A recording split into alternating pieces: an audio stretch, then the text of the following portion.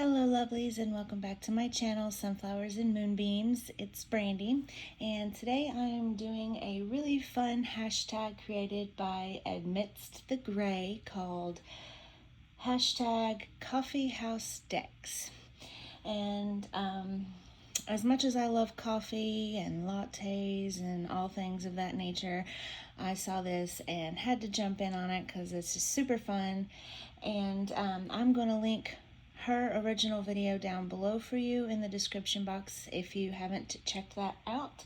And we're just going to jump in on this and try to get through this pretty quick.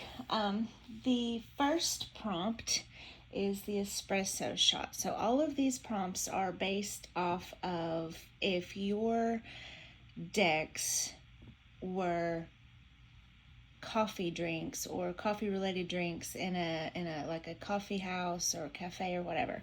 So the first one is the espresso shot, and this one is a deck that's strong, punchy, and gets straight to the point, and that would be for me my Housewife's Tarot. This deck is strong and punchy for me. Because I know it so well. It gets straight to the point. The messages on it, even though it gives them with a sense of humor, it's very easy to pick up what it says. It doesn't really leave much room for doubt, at least for me. Again, that may be because I'm so bonded to it and I know the cards so well, but this is the deck I go to when I need a really quick reading. It does get straight to the point for me. The messages always come in really clear, really strong. It's really good for me for quick readings. I immediately know what it's trying to tell me, whether it's something good or something bad. It it doesn't hold back. And I love this deck. You've probably seen this on my channel before. This is one I go to for quick reads because it sits right in the middle of my kitchen. So I have easy access to this. I mean, I do have card decks all over my house, but this one is really simple for me to reach for, and it gives me very clear readings. So this is my choice for the espresso shot. Okay. The next one is the drip. Now the drip is a deck that is simple, accessible, and gets the job done. And for me, that's going to be my classic old school RWS. This deck is very simple. It is a classic RWS. This is a style a lot of us learned to read tarot on. It's been around a long time, so it's easily accessible. There's lots of these available. There's even lots of different versions of this available, and it gets the job done. There's no frou-frou. There's no no alternative type of artwork or different takes on the meanings. It's pretty much just straightforward RWS. So this is definitely my choice for the drip. Simple, accessible, and gets the job done. All right. Now the third prompt is the pour over, and this is a deck that you need to take your time with, but is totally worth the effort. And for me, that's the Journey of the Sacred Bee. Now the reason I chose this deck for this prompt is because this is one of my newer decks. I'm still learning it, and it is in order. I'm still doing a deep dive study on it, but the reason why I have to take my time with this is because it has like Hebrew symbols and astrological and zodiac symbols and elemental symbols, and so I have to learn all of that to be able to read this. And also this deck is more Thoth based, so I'm not familiar with the Thoth system yet. It is, on my to-do list of things to learn.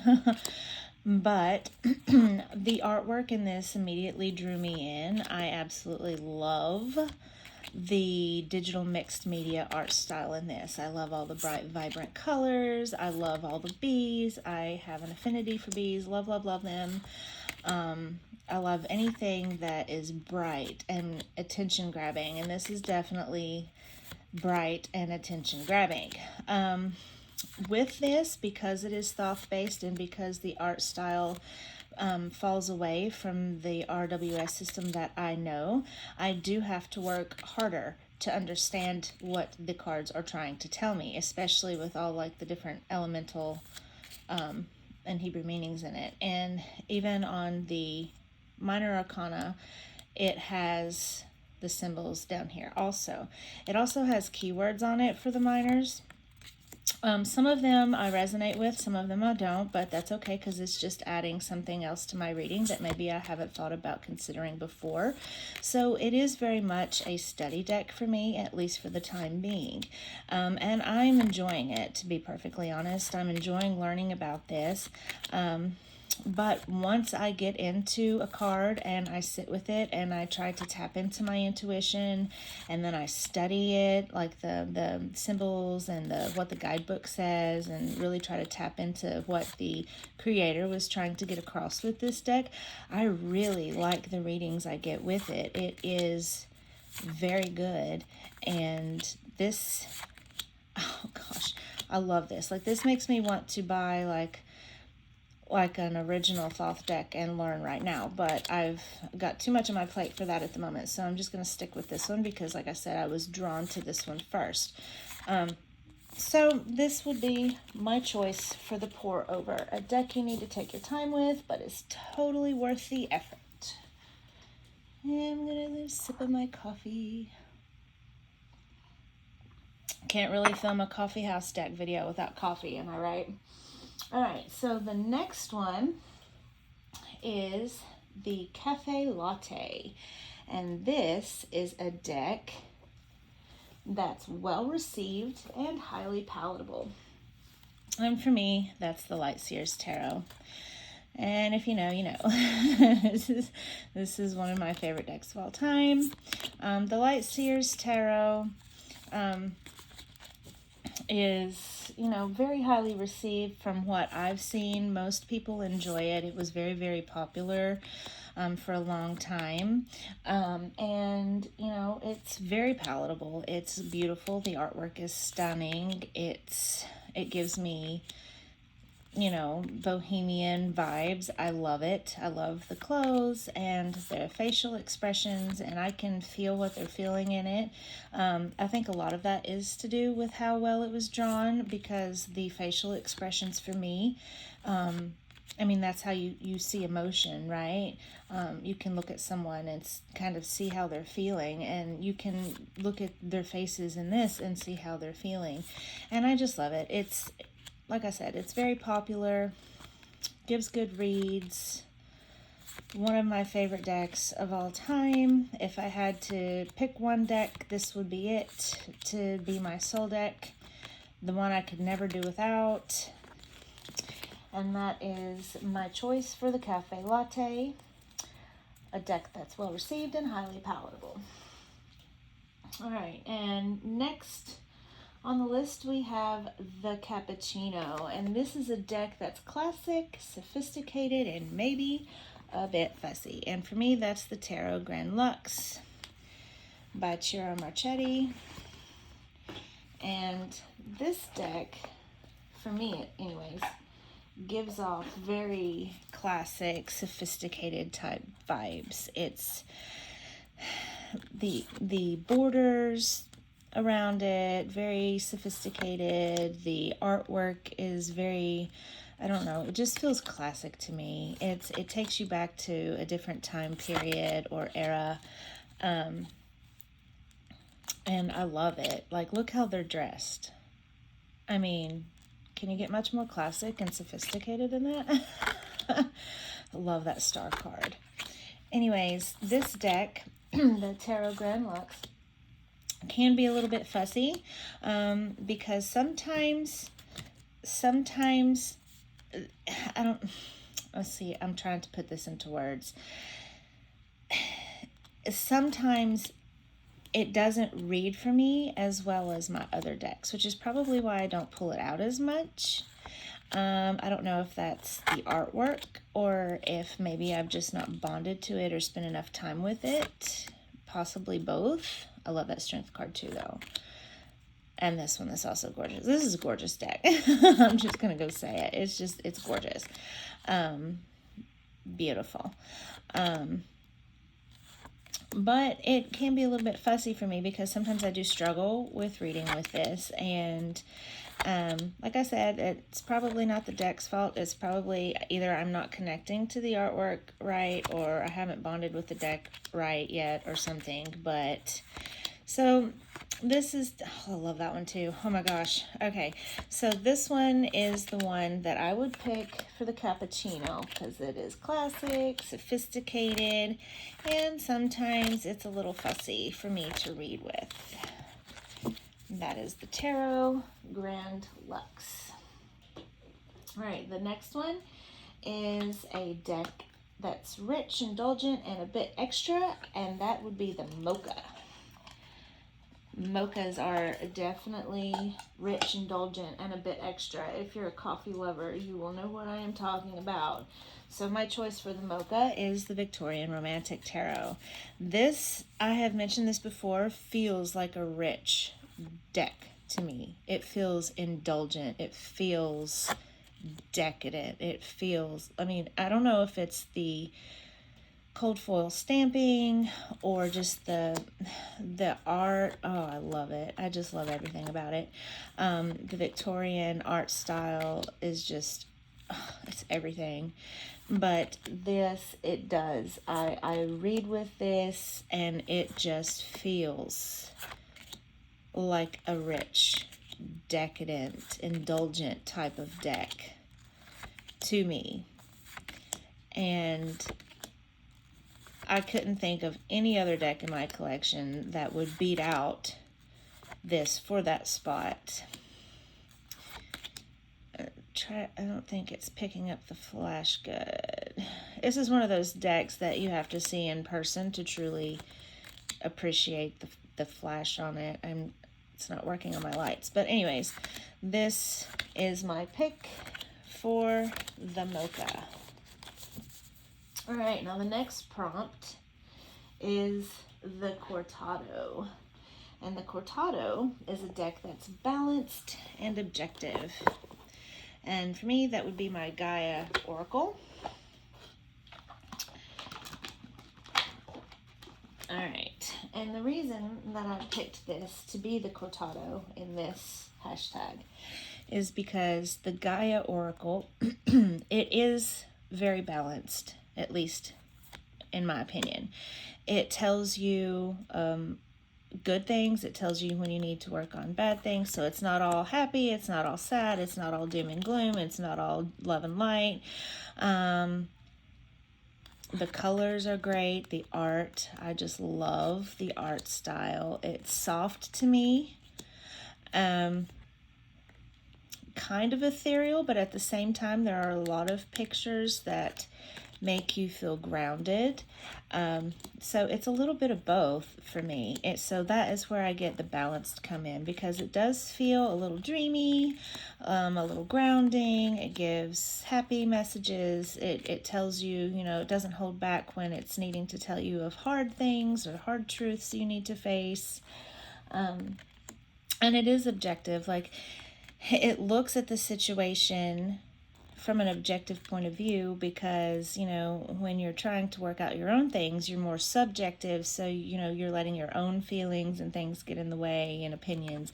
But this deck really doesn't care. It doesn't care what your feelings and opinions are. If it needs to tell you something you're not going to like, it's going to do that. But the messages in this are very good. The guidebook is good. I enjoy reading with this. See what I mean? Like, water and the vines around her, it's just giving me very earthy vibes sometimes. and the trees, but then sometimes there's cards in it that's more, like I said, dreamy and ethereal. Anyway, this is the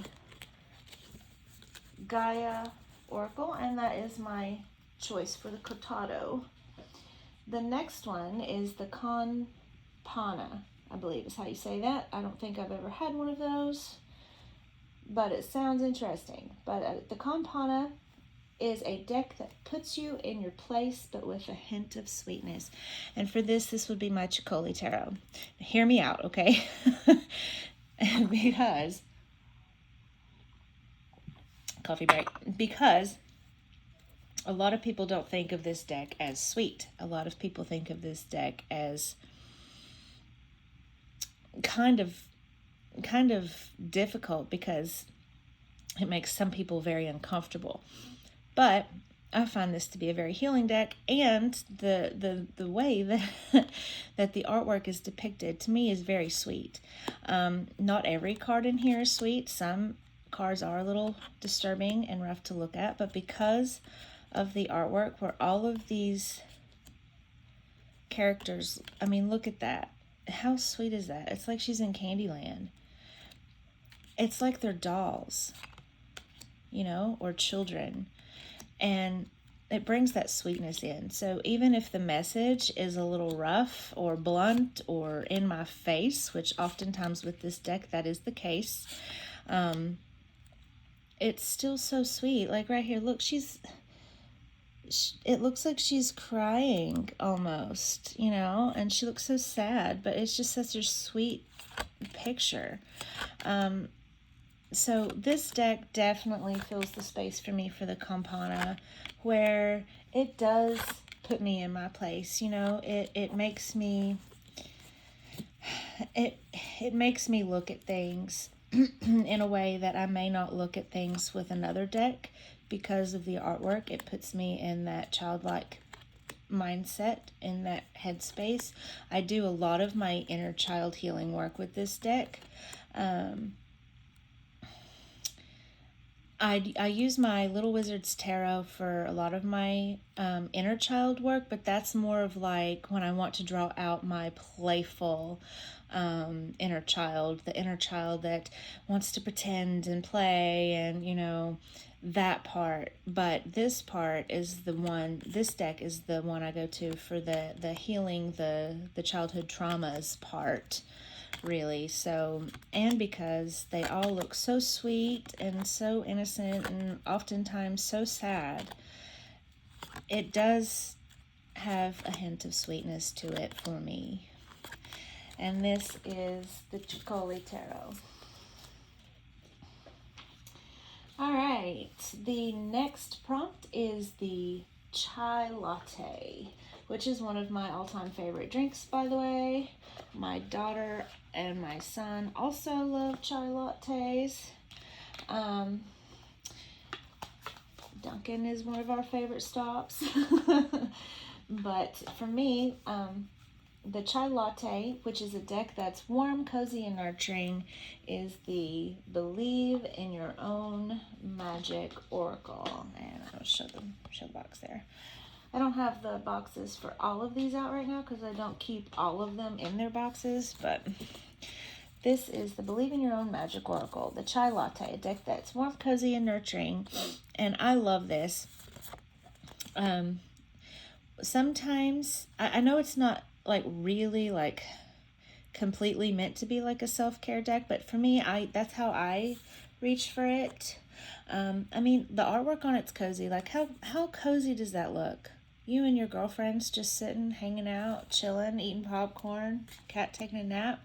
I mean, it's warm. The artwork is cozy and warm. Even that, like that's like just, I don't know if it's her clothing or what, where it's modern. I can relate to it so much. And it gives me that cozy, warm, nurturing feeling, you know, and the messages I get, like right here, tree, let them go. I mean, that is so nurturing. And right here, how much more nurturing? You don't need someone else to fix you. I love this deck. This is the deck I go for when I'm being really hard on myself. and I am in a bad headspace, being negative towards myself or feeling guilt. And I just love the messages I get. And I love how body positive it is also. So that helps me relate too, because that is something I struggle with, is body positivity. I have my entire life. Like, look how warm and cozy she looks. She's just so happy right there. Confidence, it comes with time and practice. I love the messages on this. If y'all haven't seen this deck before, which I'm sure you have, but if you haven't, I'm going to finish flipping through it just because I love it that much.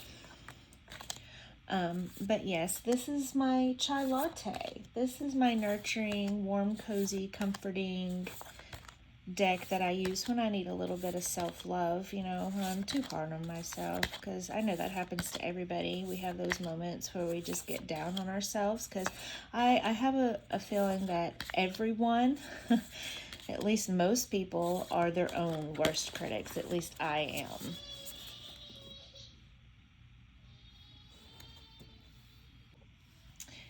Okay, and the next prompt is the Matcha Latte, and that is a deck that is an acquired taste or a bit unconventional, and for me, that is the Dreamkeeper's Tarot.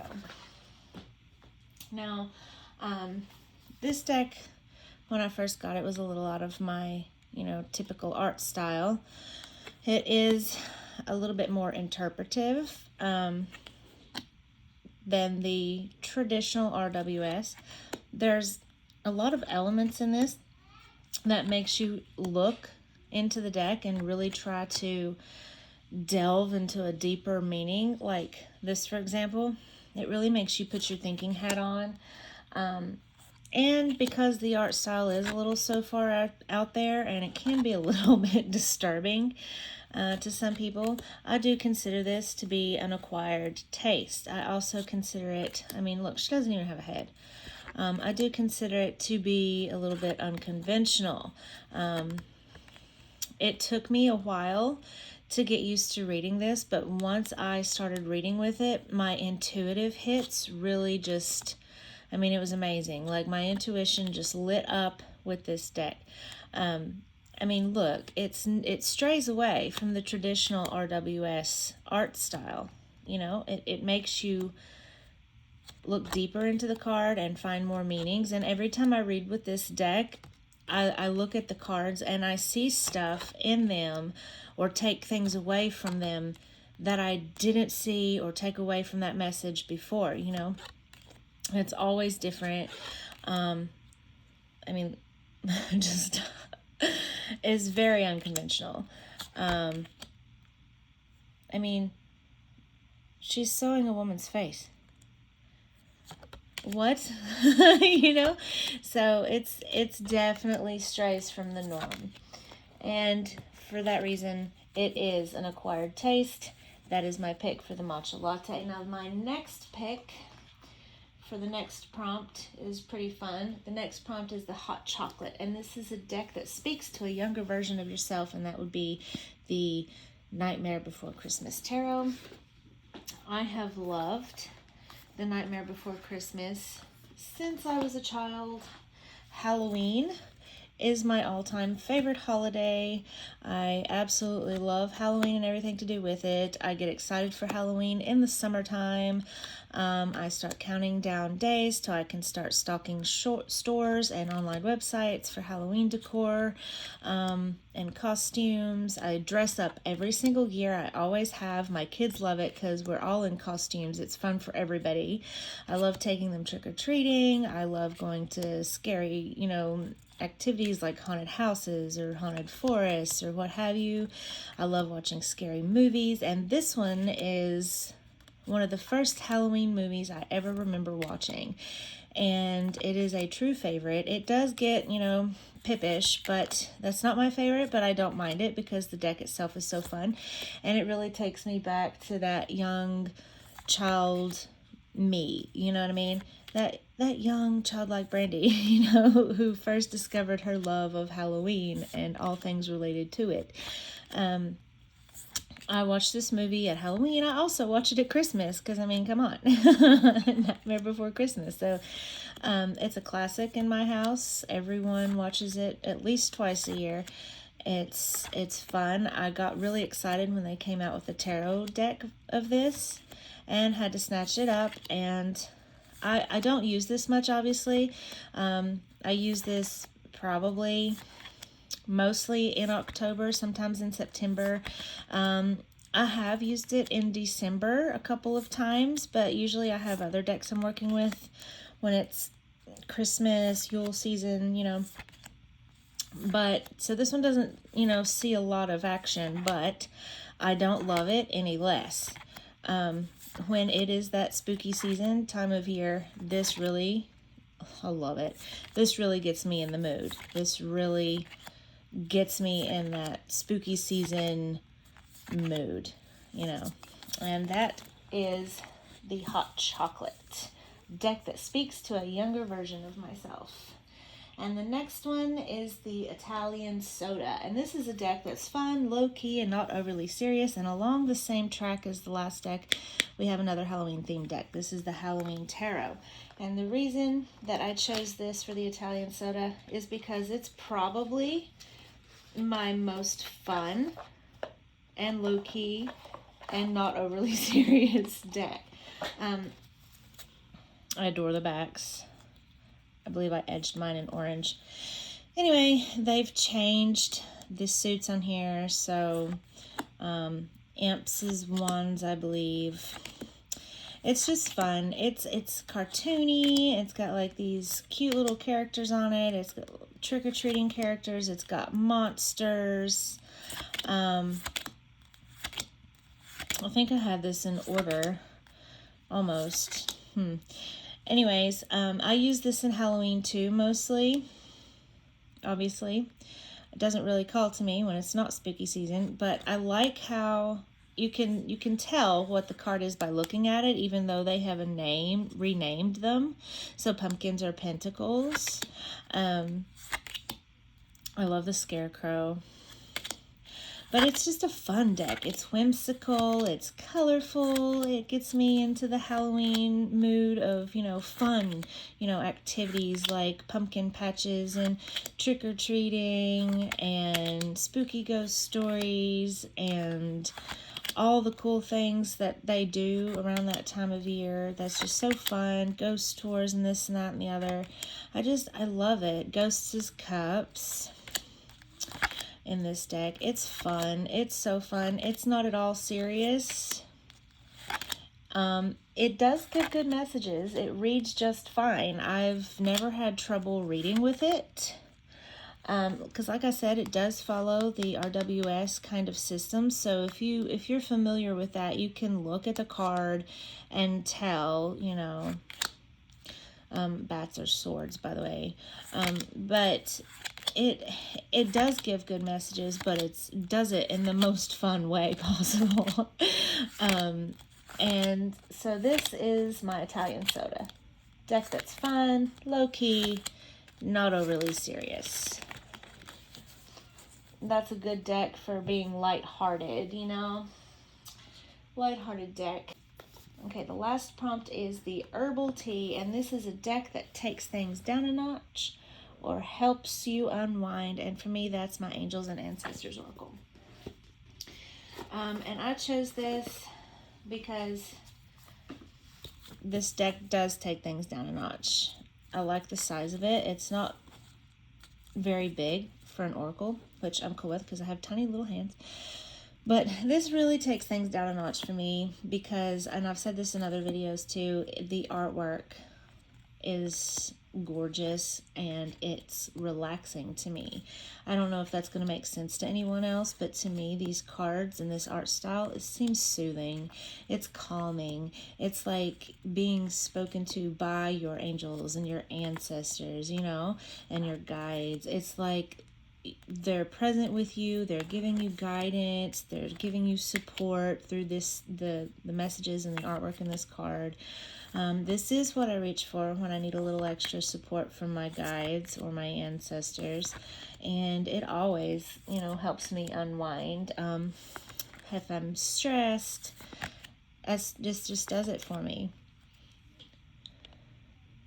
So this is my herbal tea, my calming, take things down a notch, unwinding type of deck.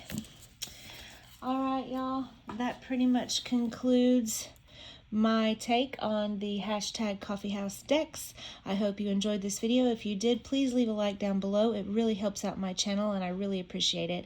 Leave me a comment down below. Let me know how you think of these decks, if any of them would be on your list for Coffee House decks. And if you know anyone that likes tarot and oracle content, share my video. Maybe they'll enjoy it too.